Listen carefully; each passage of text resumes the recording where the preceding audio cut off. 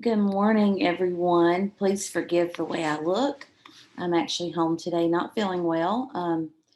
Pretty sure it's not COVID. Just it could be allergies, could be a little cold, could be exhaustion. I don't know.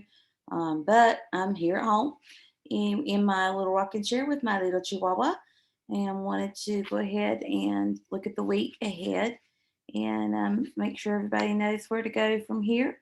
We are in week 7, almost halfway finished already. Hard to believe. Time goes so fast.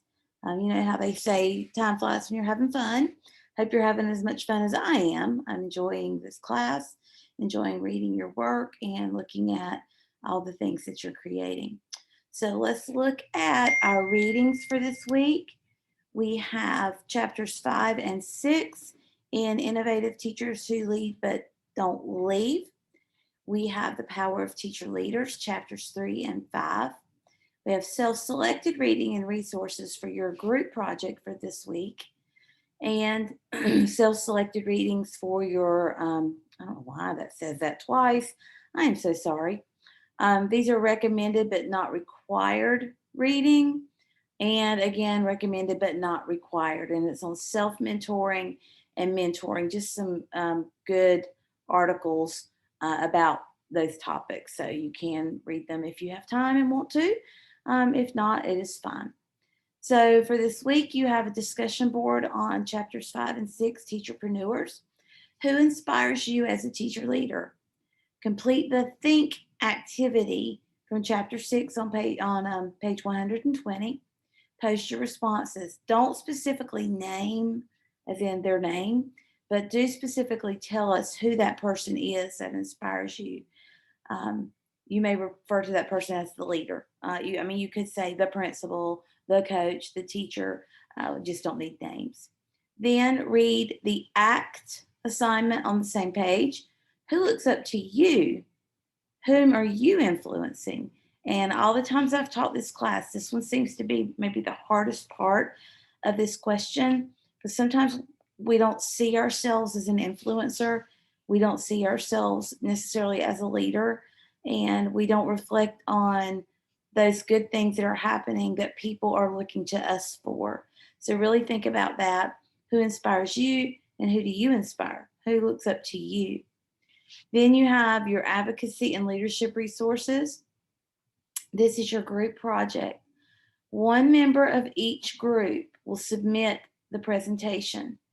Um, and what the way I want you to do that is one member present it, but put everyone's name on the submission. That way I can go in to Blackboard and manually submit a grade. So everyone in your group doesn't have to submit, just one person, but make sure on the submission that you put everyone's name so that I can give everyone a grade.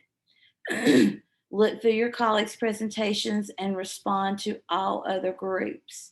So that means I need this to be turned in by Sunday, and then you're going to respond to all the other groups. There are 5 groups, so you should have 4 presentations that you need to respond to. So your group presentation should include at least 5 resources that were not already presented to you, include an explanation of the resource, include a rationale for choosing the resource, include it, tell me whether it is advocacy or leadership or both as a tag, and include ways that this resource could be used to promote or strengthen teaching. So it could be a 5-slide presentation with this is the resource, this is what it is, this is why we chose it, it's advocacy or leadership, and this is how it could be used. It could be that simple as a presentation.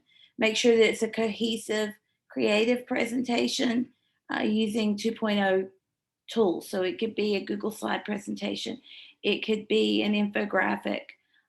It could be a video. It could be whatever you as a group want to present. Just make sure that it doesn't look like 3 different presentations, but one as a whole. In by Sunday night so that everybody can respond to everybody else's. You did have another assignment with the readings from chapters 3 through 5. And even though I am taking this assignment out, please make sure that you read the material. The reason I'm taking this out is there's some weird stuff going on with the grade book, and I think that goes back to the beginning when we didn't have access and I had to rebuild the course.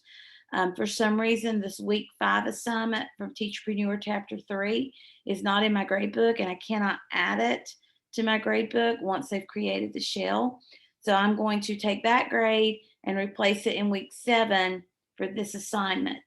So while I want you to read these chapters, you do not need to do this assignment if you did the assignment from week 5. I'll just put grades in from those assignments here. So when you see a grade for an assignment you didn't do, you'll know you did do it in week 5. I'm just putting it here. And then you have your first 2 lit review sources. So the way you need to do this is either upload the first page or just a link to 2 of the sources that you're using for your lit review. And then you'll submit 2 more next week, and then again and again until we make sure that you submitted all 12. And you may have more than that, but you have to have at least 12.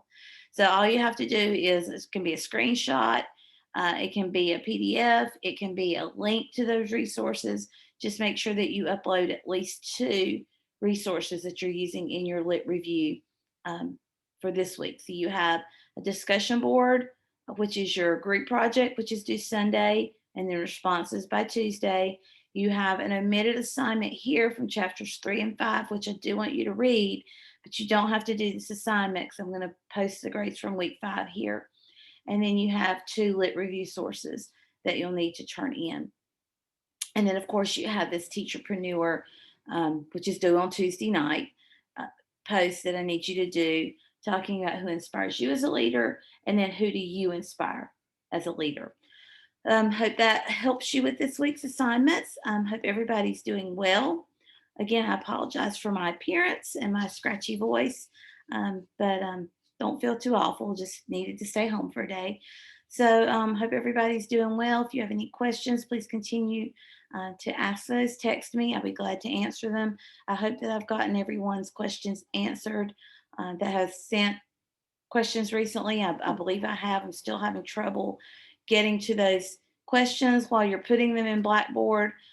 They are going to my email, but they're going late. So I'm hoping I'm getting you answered timely. If not, then try the alternative to texting me because I know I'm getting those questions answered. So I hope everybody's doing well. I hope things are going well. Hope you're staying well. Hope your first 9 weeks has gone well for school. It's almost time for report cards already. It's so hard to believe. And I hope that the kiddos in your school are staying well as well. So if you have any questions or concerns, please let me know. Continue your hard work. You're doing a great job. I appreciate your tenacity. I appreciate the fact that I know you're stressed and you're stretched thin, but you're doing a great job. And I appreciate all your hard work. Have a great week, and I will talk to you soon.